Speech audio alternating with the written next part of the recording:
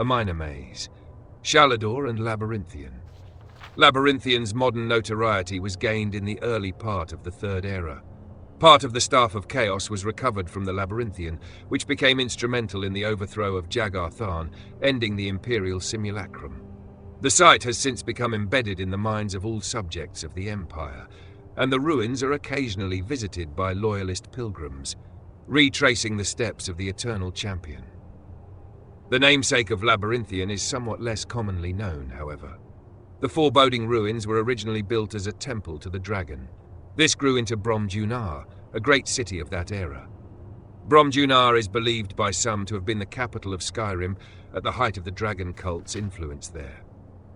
Little historical record exists to verify or refute this, but it is known that the highest-ranking priests of the cult met at Labyrinthian to discuss matters of ruling. Bromjunar crumbled, however, along with the rest of the dragon cult, and the site lay abandoned for many years, a deteriorating reminder of those benighted days for the Nords. Not until the days of Shalador would the ruins come into use again.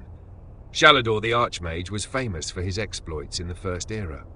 Various tales tell of him battling Dwemer legions single-handedly, building the city of Winterhold with a whispered spell, stealing the secret of life from Akatosh, or constructing Labyrinthian himself.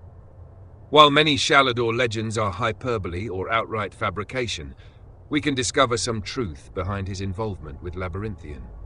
Shalador stood at the forefront of a movement to enact higher standards among mages and to discourage spell use among the common castes.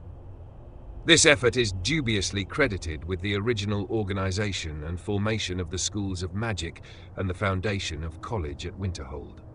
Consistent with this mentality, Shalador constructed his labyrinth deep within the ruins of Bromjunar to test new archmages. While navigating the destroyed city itself was not explicitly a part of the test, many candidates did not survive the journey. Shalador valued both academic knowledge as well as practical skill, and simply getting to the labyrinth required the latter. Shalador's Labyrinthian is actually two intersecting mazes in an hourglass pattern. One maze could not be completed without exiting the other first, which makes the only existing instruction for the test especially mysterious. Enter twice, exit only once. Alteration will lead you to destruction. Only illusion shows the way to restoration. Conjure not, but be conjured instead.